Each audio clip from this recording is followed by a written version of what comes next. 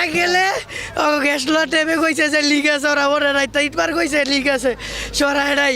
আবার যখন আগুন ধরে গেছে সামনে ওগো মেশিনে, আবার বাগিটারে টান দিয়েছে, ওরা আমার টান খেললে টানতে দিছে গা, বাগিটারে নামাইতে দেয় নাই, অনেকক্ষণ পরে উঠতে গেছে গা, আবার বাগিটারে হাত দিয়ে নাই গা।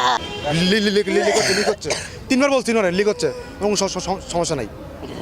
3বার বলার পর ওনার 3বার বলেছি লিক হচ্ছে সমস্যা নাই।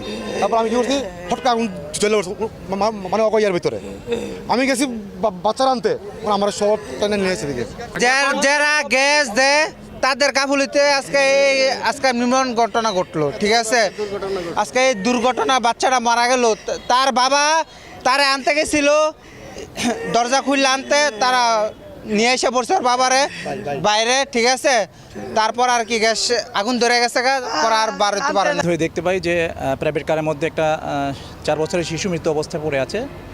তো আমরা জানতে পেরেছি এসে যে প্রাইভেট কারে গ্যাস ভরার সময় বিস্ফোরিত হয়ে এই শিশু বাচ্চাটি মারা যায়। তো এই বিষয়ে আমরা আইনগত ব্যবস্থা তদন্ত আছে, তদন্ত সাপেক্ষে ব্যবস্থা গ্রহণ করা হবে।